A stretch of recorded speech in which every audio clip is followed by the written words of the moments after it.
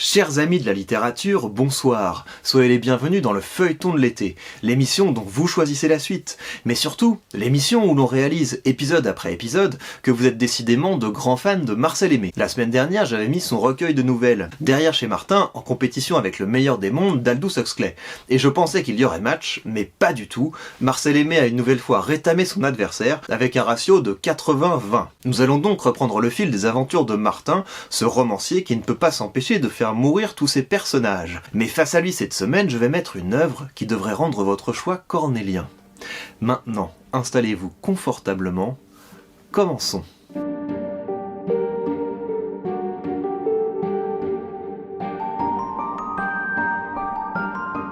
Reprenons donc le fil des aventures de Martin, ce romancier qui ne peut pas s'empêcher de faire mourir ses personnages. Vous vous en souvenez, cela commençait à agacer son éditeur, qui lui avait refusé une avance, qui ne voulait plus entendre parler de lui, s'il ne faisait pas l'effort de corriger cette sale manie. Et nous avions laissé Martin, à un moment où résigné, il avait fini par se plier à la demande de son éditeur, et alors qu'il travaillait à sa table, un des personnages de son roman fit irruption chez lui. Bien entendu, vous ne me reconnaissez pas ? Martin s'en défendit, mais avec une hésitation dans la voix, comme pour demander qu'on voulût bien l'aider à compléter ses souvenirs. La visiteuse se pencha sur son parapluie, où elle venait d'apercevoir une trace de poussière, et après l'avoir effacée du bout de sa main gantée, elle dit en relevant les yeux « Je suis Madame Alfred Soubiron ». Martin ne fut nullement surpris d'avoir en face de lui l'épouse du chef de bureau. Il n'est pas bien rare qu'un romancier soit visité de ses personnages, quoiqu'il ne se manifeste pas couramment avec une présence aussi certaine. En tout cas, cette apparition lui était une assurance qu'il avait su animer les héros de son roman avec une maîtrise incomparable. Et il se laissa aller à songer. Ah, si la critique pouvait voir ça, elle qui me reproche d'être à côté de la vie, quel remords elle aurait. Cependant, Madame Soubiron poursuivait avec un soupir de tout son corsage. Oh, j'étais bien sûr que vous ne sauriez pas me reconnaître. Une épouse de 47 ans, fidèle bonne ménagère, qui n'avait jamais causé de scandale, qui n'avait jamais failli à son devoir, ce n'est qu'un personnage de troisième plan, ce qui n'intéresse guère les romanciers, ils sont plus à l'aise avec leurs créatures. Martin, ému par l'amertume de cette dernière parole, eut un mouvement de protestation. Elle eut peur de l'avoir indisposé et se hâta d'ajouter. « Je ne vous fais point de reproche, je sais bien ce que c'est que les artistes. Monsieur Martin, vous devinez probablement l'objet de ma visite. Quand je suis parti pour le midi avec mon jeune fils, il y a 2 mois, ma mère était déjà opérée, mais les pansements qui l'enveloppaient encore ne permettaient pas d'imaginer un pareil résultat. Quand je suis rentré, avant-hier, que j'ai vu cette jeune femme, mon Dieu, quel changement !» Il est certain qu'elle est délicieuse, laissa échapper Martin. Délicieuse, délicieuse. Est-ce qu'une femme de 71 ans peut être délicieuse ? Maman est tout simplement ridicule. Et de quoi ai-je l'air, moi, qui parais 20 ans de plus qu'elle ? Mais vous n'avez guère pensé à tout ça. Au moins, le scandale d'une passion aussi honteuse aurait dû vous révolter. Mon Dieu, pauvre monsieur Soubiron, lui, toujours si tranquille, si correct, si affectueux aussi. Comment peut-il penser à des choses ? Mais qu'est-ce qui s'est donc passé pendant mon absence ? Vous, qui êtes si bien au courant ? Hélas, soupira Martin. C'est comme une fatalité. On ne vous l'avait pas écrit pour ne pas vous inquiéter, mais vous savez que monsieur Soubiron est tombé malade, et très gravement, puisqu'on a pu craindre pour sa vie. Madame votre mère l'a soigné avec un grand dévouement, et sa présence presque constante au chevet du malade devait nécessairement favoriser une intimité dangereuse. À 45 ans, un homme ne reste pas insensible à tant de jeunesse et de beauté qui semblent ne rayonner que pour lui. Il faut essayer de comprendre les choses. Rendons d'ailleurs à monsieur Soubiron cette justice qu'il a lutté de toutes ses forces. C'est lundi dernier seulement qu'il a laissé voir son amour pour la première fois, après le repas du soir. Il faisait une partie de domino comme ils avaient l'habitude depuis 15 ans, et monsieur Soubiron a fait exprès de perdre, quoique l'enjeu fût 25 sous.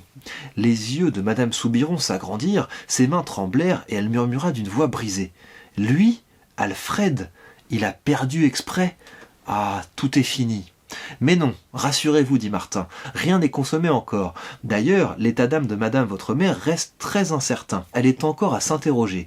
Est-elle même capable d'un amour qui réponde sur un certain plan à celui de votre mari ? Je n'oserais pas encore affirmer. En tout cas, une chose est sûre, gémit madame Soubiron, c'est qu'Alfred l'aime, lui. Quand je suis rentré, j'ai bien vu de quel œil il regardait maman. Vous pensez, il y a des signes qui ne trompent pas une épouse. On ne peut pas se dissimuler qu'il est très amoureux, reconnut Martin. C'est même une chose émouvante et vraiment belle que cette violence dans le désir, cette puissance d'amour, qui n'avait pas jusqu'alors trouvé sa pente efficace. Madame Soubiron devint écarlate, sa peau fuma jusque dans son modeste décolleté, et l'indignation qui la faisait suffoquer l'empêcha seule de protester. Martin, emporté par son sujet, oubliant qui était son hôtesse, parlait comme il eût fait en présence d'un confrère. « L'avouerai-je, dit-il avec un sourire un peu ému, malgré ma volonté de rester sévèrement objectif, la montée d'un désir aussi brûlant et qui menace d'emporter toutes les barrières, toutes les digues, n'est pas sans éveiller en moi certaines correspondances un peu troubles, certaines velléités complices. Il m'arrive parfois d'être grisé par cette lourde ambiance, et c'est au point que je résiste avec beaucoup de peine à l'envie de précipiter le moment de la conjonction. Voilà bien le danger pour l'artiste, direz-vous. Sans doute, mais c'est aussi la condition de l'artiste qu'il ne soit pas en bois. Madame Soubiron s'était levée et marchait sur lui en étreignant son parapluie. Son visage était si menaçant qu'il recula jusqu'à la table. « Pas en bois !» criait l'épouse. « À votre aise, monsieur, à votre aise de ne pas être en bois, mais je vous défends d'entraîner monsieur Soubiron dans la débauche, je vous le défends. Si vous voulez précipiter, comme vous dites, le moment de la conjonction, que ce soit la conjonction légitime de deux époux, qui ont toujours vécu en bonne harmonie, il y aurait de quoi écrire un roman honnête, qui vaudra mieux que des saletés. Moi aussi, monsieur, j'ai des états d'âme, et tout ce qui s'ensuit, monsieur Soubiron n'a jamais eu à s'en plaindre, alors, à quoi riment toutes vos histoires ?» Ce disant, elle avança la main vers les feuillets du manuscrit épars sur la table, et comme l'auteur en défendait l'accès, elle tenta de les froisser et de les disperser à la pointe de son parapluie qu'elle lui poussait au flanc à la façon d'une épée. Enfin, épuisée par cette grande colère, redoutant aussi la rancune de Martin, elle se laissa retomber dans son fauteuil et éclata en sanglots. Ému par cette douleur, Martin se défendait mal d'un remords. Il avait beau se dire qu'après tout, cette dure épreuve n'était pas pour Madame Soubiron une catastrophe, puisque, chose essentielle, l'homme ne sortait pas de la famille, il était loin d'avoir la conscience tranquille et ne pouvait s'empêcher de réfléchir que si le chef de bureau avait été emporté en temps utile par des complications pulmonaires, sa veuve, pensionnée par l'État, eût coulé des jours paisibles en caressant le souvenir d'un époux exemplaire. À présent, il était déjà trop tard pour le faire mourir. Madame Soubiron avait séché ses larmes et levait sur lui un regard de supplication. « Maître !» Elle l'appelait maître pour le flatter. « Vous voyez notre malheur, soyez bon, laissez-vous toucher, songez dans quel abîme de honte une pareille passion jetterait une famille honorable. Mon mari est décoré, il a toujours eu l'estime de ses chefs. Songez aussi à ma pauvre maman qui a toujours vécu sans reproche. Maître, je sais que vous êtes anticlérical comme tous les écrivains, mais puisque vous êtes au courant mieux que personne, je peux bien vous parler des sentiments de religion qui ont toujours été en honneur chez nous. » Martin écoutait en baissant la tête et était visiblement mal à l'aise. « Maître, vous avez un si grand talent, vous n'avez pas besoin de ces horreurs-là pour écrire un beau livre. » « Bien sûr, dit Martin, mais je n'ai pas, en toute cette affaire, autant de responsabilités qu'il peut vous en sembler. Un romancier honnête est comme le bon Dieu, il n'a pas grand pouvoir. Ses personnages sont libres, il ne peut que souffrir de leur misère et regretter que leurs prières soient inutiles. Simplement, il assure le droit de vie ou de mort, et dans le domaine de l'accidentel, où le destin lui laisse parfois une petite marge, il peut aussi leur accorder de modestes consolations. Pas plus qu'à Dieu, il ne nous est permis de nous raviser. Le départ commande tout, et la flèche, une fois lancée, il ne faut plus penser à la rattraper. Vous ne me ferez pourtant pas croire que votre plume marche toute seule. Non, mais je ne peux pas en faire ce que je veux. Votre mari, lui non plus, dans un rapport qu'il dessine au ministre, ne peut pas écrire tout ce qui lui passe par la tête. J'obéis à une nécessité, à peine moins étroite, je vous assure. Madame Soubiron ne voulait pas croire qu'il fût ainsi limité dans sa toute-puissance. Il n'avait, disait-elle, qu'à prendre sa plume et écrire sous sa dictée, et comme le romancier haussait les épaules avec découragement, ainsi, ajouta-t-elle, vous ne voulez rien faire pour moi? Mais si, répondit Martin, j'ai le plus grand désir de faire pour vous tout ce qui est possible. Alors, que voulez-vous que je puisse vous accorder? Un voyage à l'étranger, en compagnie de votre fils?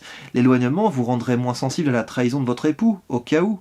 Partir pour lui laisser toute sa liberté, n'est-ce pas? Autant dire que je serais complice. Martin considéra un moment Madame Soubiron comme évaluant les possibilités dont le destin le laissait disposer en faveur de cette épouse. Un amant? Proposa-t-il sans beaucoup de conviction. Voulez-vous un amant? Madame Soubiron se leva de son fauteuil et, toisant Martin, le salua d'un coup de menton. Pauvre femme, songea-t-il lorsqu'elle fut sortie. Je n'ai qu'un moyen de lui épargner tous ses tourments, c'est de la faire mourir. Tant pis pour l'éditeur, il faut d'abord se montrer humain. Je vais la laisser vivre encore 3 semaines, juste assez pour l'avoir assistée à la consommation de l'adultère. Je crois qu'elle me fournira des réactions curieuses. Voilà donc pour notre première lecture du soir, et ce sera à vous de me dire si vous voulez que nous la poursuivions. Mais peut-être que vous préférerez entendre la suite du texte que nous allons commencer maintenant. Il s'agit du Maître et Marguerite de Mikhaïl Bulgakov. Cet ouvrage fantastique qu'il a achevé d'écrire dans les années 1930 n'a été publié dans sa version complète qu'en 1989. Pourquoi ? Eh bien parce qu'il a subi la censure de l'Union soviétique. En effet, l'ouvrage dont nous parlons est un ouvrage qui repousse les limites de l'imagination et qui ne fait que peu de cas des conventions. Je vous donne le pitch en une phrase. Imaginez que le diable débarque dans une métropole. Commençons. Chapitre 1er. Ne parlez jamais à des inconnus. C'était à Moscou, au déclin d'une journée printanière particulièrement chaude. Deux citoyens firent leur apparition sur la promenade de l'étang du Patriarche. Le premier, vêtu d'un léger costume d'été gris clair, était de petite taille, replet, chauve, et le visage soigneusement rasé s'ornait d'une paire de lunettes de dimension prodigieuse, à monture d'écaille noire. Quant à son chapeau de qualité fort convenable, il le tenait froissé dans sa main, comme un de ces beignets qu'on achète au coin des rues. Son compagnon, un jeune homme de forte carrure dont les cheveux roux s'échappaient en broussailles d'une casquette à carreaux négligemment rejetée sur la nuque, portait une chemise de cow-boy, un pantalon blanc fripé et des espadrilles noires. Le premier n'était autre que Mikhail Alexandrovitch Berlioz, rédacteur en chef d'une épaisse revue littéraire et président de l'une des plus considérables associations littéraires de Moscou, appelée en abrégé Massolite. Quant au jeune homme, c'était le poète Ivan Nikolaïevitch Poniriev, plus connu sous le pseudonyme de Biesdomni. Ayant gagné les ombrages de tilleuls à peine verdissants, les deux écrivains eurent pour premier soin de se précipiter vers une baraque peinturlurée dont le fronton portait l'inscription « Bière au minéral ». C'est ici qu'il convient de noter la première étrangeté de cette terrible soirée de mai. Non seulement autour de la baraque, mais tout au long de l'allée parallèle à la rue Malaya Bronaïa, il n'y avait absolument personne. À l'heure où, semble-t-il, les rues de Moscou surchauffées étaient devenues irrespirables, où quelque part, au-delà de la ceinture Sadovaya, le soleil s'enfonçait dans une brume de fournaise, personne ne se promenait sous les tilleuls, personne n'était venu s'asseoir sur les bancs. L'allée était déserte. « Donnez-moi de l'eau de Narzan » demanda Berlioz à la tenancière du kiosque. « Y en a pas » répondit-elle, en prenant on ne sait pourquoi un air offensé. « Vous avez de la bière » s'informa Biesdomni d'une voix sifflante. « On la livre ce soir » répondit la femme. « Qu'est-ce que vous avez alors » demanda Berlioz. « Du jus d'abricot, mais il est tiède » dit la femme. « Bon, donnez, donnez, donnez » En coulant dans les verres, le jus d'abricot fournit une abondante mousse jaune, et l'air ambiant se mit à sentir le coiffeur. Dès qu'ils eurent bu, les deux hommes de lettres furent pris de hoquet. Ils payèrent et allèrent s'asseoir sur un banc, le dos tourné à la rue Bronaïa. C'est alors que survint la seconde étrangeté, concernant d'ailleurs le seul Berlioz. Son hoquet s'arrêta net, son cœur cogna un grand coup dans sa poitrine, puis, semble-t-il, disparut soudain, envolé on ne sait où. Il revint presque aussitôt, mais Berlioz eut l'impression qu'une aiguille émoussée y était plantée. En même temps, il fut envahi d'une véritable terreur, absolument sans raison, mais si forte qu'il eut envie de fuir à l'instant même, à toutes jambes et sans regarder derrière lui. Très peiné, Berlioz promena ses yeux alentour, ne comprenant pas ce qui avait pu l'effrayer ainsi. Il pâlit, s'épongea le front de son mouchoir et pensa « Mais qu'ai-je donc ? C'est la première fois qu'une pareille chose m'arrive. Ce doit être mon cœur qui me joue des tours, le surmenage. Il faudrait peut-être que j'envoie tout au diable et que j'aille faire une cure à Kislovodsk. » À peine achevait-il ces mots que l'air brûlant se condensa devant lui et prit rapidement la consistance d'un citoyen, transparent et d'un aspect tout à fait singulier. Sa petite tête était coiffée d'une casquette de jockey et son corps aérien était engoncé dans une mauvaise jaquette à carreaux, aérienne elle aussi. Le dit citoyen était d'une taille gigantesque, près de 7 pieds, mais très étroit d'épaules et incroyablement maigre. Je vous prie de noter en outre que sa physionomie était nettement sarcastique. La vie de Berlioz ne l'avait nullement préparé à des événements aussi extraordinaires. Il devint donc encore plus pâle, et les yeux exorbités, il se dit avec effarement « Ce n'est pas possible !» C'était possible, hélas, puisque cela était. Sans toucher terre, le long personnage, toujours transparent, se balançait devant lui de droite à gauche. Berlioz fut alors en proie à une telle épouvante qu'il ferma les yeux. Lorsqu'il les rouvrit, tout était fini. Le fantôme s'était dissipé, la jaquette à carreaux avait disparu, et la pointe émoussée qui fouillait le cœur de Berlioz s'était elle aussi envolée. « C'est diabolique !» s'écria le rédacteur en chef. « Figure-toi, Ivan, que j'ai cru mourir d'une insolation, là, à l'instant. J'ai eu une espèce d'hallucination. Pouf !» Il essaya de rire, mais des lueurs d'effroi traversaient encore ses yeux, et ses mains tremblaient. Peu à peu, cependant, il se calma. Il s'éventa avec son mouchoir, puis proféra d'un ton assez ferme « Bon, ainsi donc », reprenant le fil de son discours que le jus d'abricot avait interrompu. Ce discours, comme on sut par la suite, portait sur Jésus. Ce discours, comme on le suit par la suite, portait sur Jésus-Christ. Pour tout dire, le rédacteur en chef avait commandé au poète, pour le prochain numéro de la revue, un grand poème anti-religieux. Ivan Nikolaïevitch avait donc composé ce poème, en un temps remarquablement bref d'ailleurs, mais malheureusement, le rédacteur en chef s'était montré fort peu satisfait du résultat. Biesdomni avait peint son personnage principal, Jésus-Christ, sous les couleurs les plus sombres, et pourtant, de l'avis du rédacteur en chef, Tout le poème était à refaire. Berlioz avait donc entrepris au bénéfice du poète une sorte de conférence sur Jésus, afin, disait-il, de lui faire toucher du doigt son erreur fondamentale. Il est difficile de préciser si en l'occurrence Ivan Nikolaïevitch avait été victime de la puissance évocatrice de son talent ou d'une complète ignorance de la question. Toujours est-il que son Jésus semblait, parfaitement vivant. C'était un Jésus qui, incontestablement, avait existé, bien qu'il fût abondamment dépourvu des traits les plus défavorables. Berlioz voulait donc montrer au poète que l'essentiel n'était pas de savoir comment était Jésus, bon ou mauvais, mais de comprendre que Jésus, en tant que personne, n'avait jamais existé et que tout ce qu'on racontait sur lui était pure invention, un mythe de l'espèce la plus ordinaire. Il faut observer que le rédacteur en chef était un homme d'une rare érudition. Il fit remarquer par exemple, avec beaucoup d'habileté, que des historiens anciens tels que le célèbre Philon d'Alexandrie ou le brillant Flavius Joseph n'avaient jamais fait la moindre allusion à l'existence de Jésus. Montrant la profondeur et la solidité de ses connaissances, Mikhail Alexandrovitch révéla même au poète, entre autres choses, que le fameux passage du chapitre 44, livre 15 des Annales de Tacite, où il est question du supplice de Jésus, n'était qu'un faux, ajouté beaucoup plus tard. Le poète, pour qui tout cela était nouveau, fixait sur Mikhail Alexandrovitch le regard animé de ses yeux verts et l'écoutait attentivement. Il lâchait seulement de temps en temps un léger hoquet en jurant tout bas contre le jus d'abricot. Et il n'y a pratiquement pas une seule religion orientale, disait Berlioz, où l'on ne puisse trouver une vierge immaculée mettant un dieu au monde. Les chrétiens ont créé leur Jésus exactement de la même façon, sans rien inventer de nouveau. En fait, Jésus n'a jamais existé, c'est là-dessus principalement qu'il faut mettre l'accent. La voix de ténor de Berlioz résonnait avec éclat dans l'allée déserte. Et à mesure que Mikhail Alexandrovitch s'enfonçait dans un labyrinthe où seul peut s'aventurer sans risquer de se rompre le cou des gens d'une instruction supérieure, le poète découvrait à chaque pas des choses curieuses et fort utiles sur le dieu égyptien Osiris, fils bienfaisant du ciel et de la terre, sur le dieu phénicien Tammuz, sur Marduk, dieu de Babylone, et même sur un dieu terrible quoique méconnu, Huitzli-Pochli, fort honoré jadis par les Aztèques du Mexique. C'est au moment précis où Mikhail Alexandrovitch racontait au poète comment les Aztèques façonnaient à l'aide de pattes des figurines représentant Huitzli-Pochli, c'est à ce moment précis que, pour la première fois, quelqu'un apparut dans l'allée. Par la suite, alors qu'à vrai dire, il était déjà trop tard, différentes institutions décrivirent ce personnage dans les communiqués qu'elles publièrent. La comparaison de ceux-ci ne laisse pas d'être surprenante. Dans l'un, il est dit que le nouveau venu était de petite taille, avait des dents en or et boitait de la jambe droite. Un autre affirme qu'il s'agissait d'un géant, que les couronnes de ses dents étaient en platine et qu'il boitait de la jambe gauche. Un troisième déclare laconiquement que l'individu ne présentait aucun signe particulier. Il faut bien reconnaître que ces descriptions, toutes tant qu'elles soient, ne valent rien. Avant tout, le nouveau venu ne boitait d'aucune jambe. Quant à sa taille, elle n'était ni petite ni énorme, mais simplement assez élevée. Ses dents portaient bien des couronnes, mais en platine à gauche et en or à droite. Il était vêtu d'un luxueux complet gris et chaussé de souliers de fabrication étrangère, gris comme son costume. Coiffé d'un béret gris hardiment tiré sur l'oreille, il portait sous le bras une canne dont le pommeau noir était sculpté en tête de caniche. Il paraissait la quarantaine bien sonnée, bouche légèrement tordue, rasée de près, brun, l'œil droit noir, le gauche, on se demande pourquoi, vert. Des sourcils noirs tous deux, mais l'un plus haut que l'autre. Bref, un étranger. Passant devant le banc où le rédacteur en chef et le poète avaient pris place, l'étranger loucha vers eux, s'arrêta et brusquement s'assit sur le banc voisin, à quelques pas des deux amis. Un Allemand, pensa Berlioz, en anglais, pensa Biasdomi, et qui porte des gants par cette chaleur. Cependant, l'étranger enveloppait du regard les hautes maisons qui délimitaient un carré autour de l'étang. Il était visible qu'il se trouvait là pour la première fois et que le spectacle l'intéressait.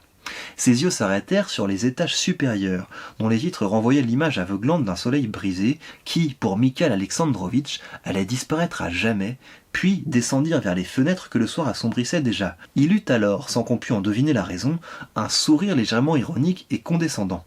Cligna de l'œil, posa les mains sur le pommeau de sa canne et son manteau sur ses mains. « Vois-tu, Ivan, disait Berlioz, par exemple, ta description de la naissance de Jésus, fils de Dieu, est très bien, très satisfaisante. Seulement, voilà le hic, c'est qu'avant Jésus, il est né toutes sortes de fils de Dieu, comme, disons, le Phénicien Adonis, le Phrygien Attis, le Perse Mithra. Pour parler bref, aucun d'eux n'est né réellement, aucun n'a existé, et Jésus pas plus que les autres. Ce qu'il faut donc que tu fasses, au lieu de décrire sa naissance, ou supposons l'arrivée des rois mages, c'est de montrer l'absurdité des bruits qui ont couru là-dessus. Or, en lisant ton histoire, on finit par croire vraiment que Jésus est né. » À ce moment, Biasdomni essaya de mettre fin au hoquet qui le tourmentait. Il retint son souffle, en conséquence de quoi il hoqueta plus fort et plus douloureusement.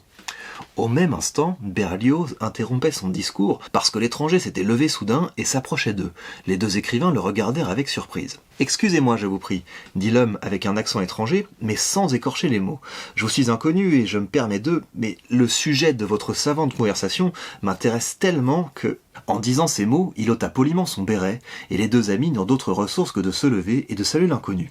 « Non, ce serait plutôt un Français, pensa Berlioz, un Polonais, pensa Biesdomni. » Il est nécessaire d'ajouter que dès ses premières paroles, l'étranger éveilla chez le poète un sentiment de répulsion, tandis que Berlioz le trouva plutôt plaisant. Enfin, pas tellement plaisant, mais comment dire, intéressant. Voilà. « Me permettez-vous de m'asseoir » demanda poliment l'étranger. Non sans quelque mauvaise grâce, les amis s'écartèrent. Avec beaucoup d'aisance, l'homme s'assit entre eux et se mit aussitôt de la conversation. « Si je ne me suis point mépris, vous avez jugé bon d'affirmer, n'est-ce pas, que Jésus n'avait jamais existé ?» demanda-t-il en fixant son œil vert sur Berlioz. « Vous ne vous êtes nullement mépris, répondit courtoisement Berlioz. C'est précisément ce que j'ai dit. »« Ah, comme c'est intéressant !» s'écria l'étranger. « En quoi diable est-ce que cela le regarde ?» songea Biesdomni en fronçant les sourcils. « Et êtes-vous d'accord avec votre interlocuteur ?» demanda l'inconnu en tournant son œil droit vers Biesdomni. « 100 fois pour une !» affirma celui-ci qui aimait les formules emploulées et le style allégorique.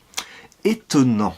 s'écria à nouveau l'indiscret personnage. Puis, sans qu'on sache pourquoi, il regarda autour de lui comme un voleur et, étouffant sa voix de basse, il reprit. « Pardonnez-moi de vous importuner, mais si j'ai bien compris, et tout le reste mis à part, vous ne croyez pas en Dieu ?»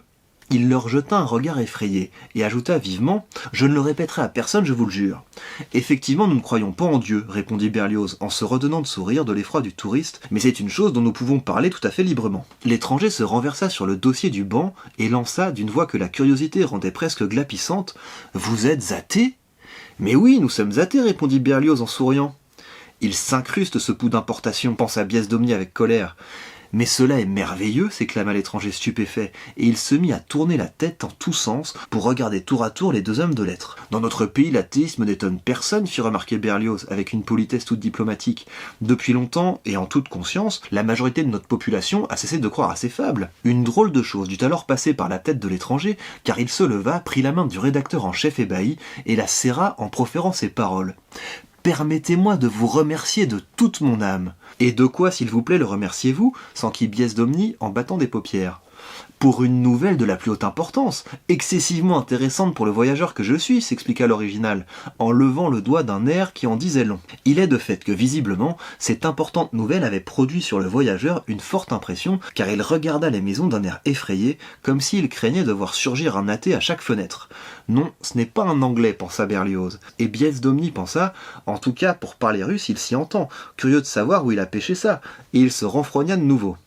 « Mais permettez-moi, reprit le visiteur, après un instant de méditation inquiète, permettez-moi de vous demander ce que vous faites, alors, des preuves de l'existence de Dieu, qui, comme chacun sait, sont exactement au nombre de 5. » Hélas, répondit Berlioz avec compassion, ces preuves ne valent rien du tout, et l'humanité les a depuis longtemps reléguées aux archives. Vous admettrez que sur le plan rationnel, aucune preuve de l'existence de Dieu n'est concevable. Bravo s'exclama l'étranger, bravo. Vous venez de répéter exactement l'argument de ce vieil agité d'Emmanuel. Il a détruit de fond en comble les 5 preuves, c'est certain, mais par la même occasion, et comme pour se moquer de lui-même, il a forgé de ses propres mains une 6e preuve. C'est amusant, non? La preuve de Kant, répliqua l'érudit rédacteur en souriant finement, n'est pas plus convaincante que les autres. Schiller n'a-t-il pas dit, à juste titre, que les raisonnements de Kant à ce sujet ne pouvaient satisfaire que des esclaves? Quant à David Strauss, il n'a fait que rire de cette prétendue preuve. Tout en parlant, Berlioz pensait: qui peut-il être à la fin, et pourquoi parle-t-il aussi bien le russe? Votre Kant, avec ses preuves, je l'enverrai pour 3 ans aux îles Solovski, moi, lança soudain Ivan Nikolaïevitch tout à fait hors de propos. Mais l'idée d'envoyer Kant aux îles Solovski, loin de choquer l'étranger, le plongea au contraire dans le ravissement. Parfait, parfait, s'écria-t-il, et son œil vert, toujours tourné vers Berlioz, étincela. C'est exactement ce qu'il lui faudrait. Du reste, je lui ai dit un jour en déjeunant avec lui. Voyez-vous, professeur, excusez-moi, mais vos idées sont un peu incohérentes. Très intelligentes, sans doute, mais terriblement incompréhensibles. On rira de vous. Berlioz ouvrit des yeux ronds. En déjeunant avec Kant?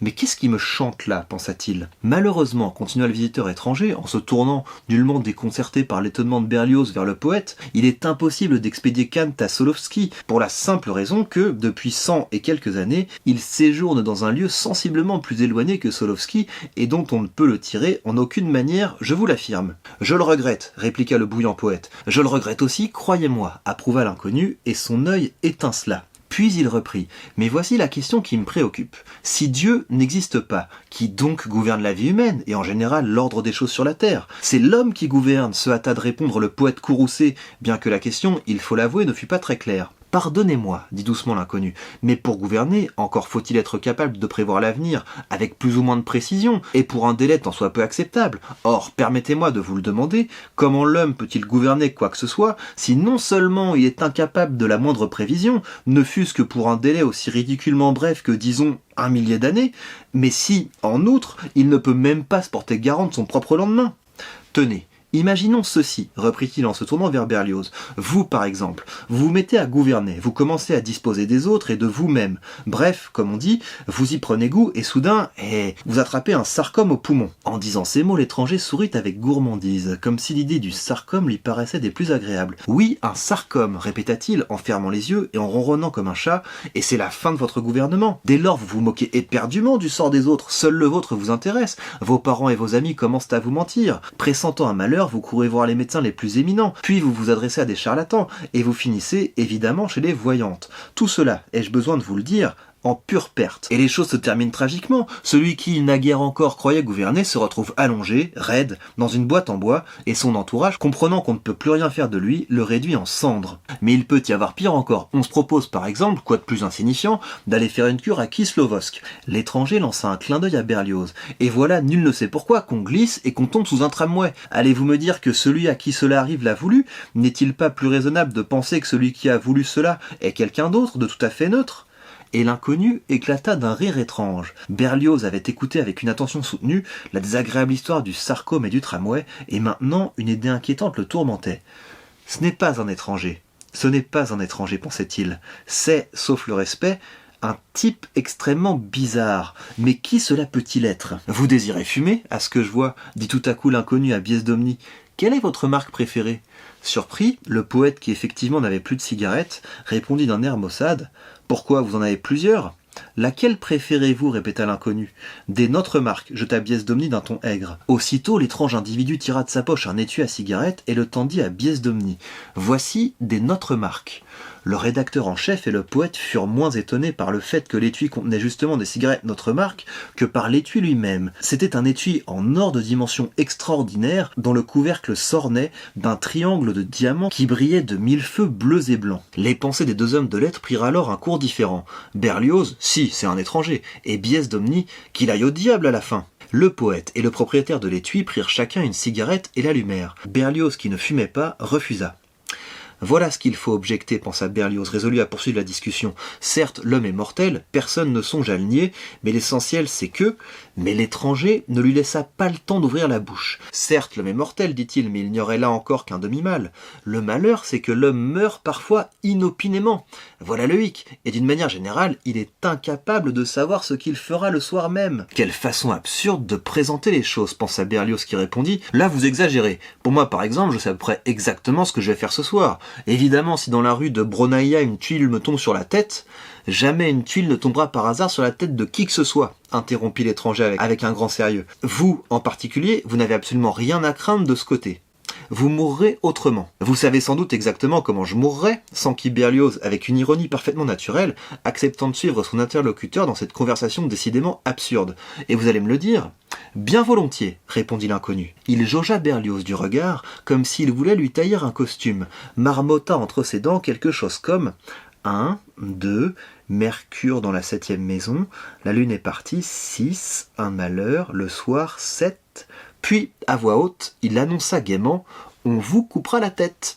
Mais qu'est-ce que c'est que cette histoire? Qui est cet homme? Est-ce que sa prédiction est juste? Et surtout, quelles sont ses intentions? Eh bien, chers amis, vous le saurez si vous êtes nombreux à me demander de poursuivre la lecture en commentaire. Mais peut-être que vous serez plus nombreux à souhaiter poursuivre les aventures du romancier Martin. Quoi qu'il en soit, je vous souhaite une très belle semaine, j'ai hâte de vous lire, prenez soin de vous et que la littérature soit avec vous.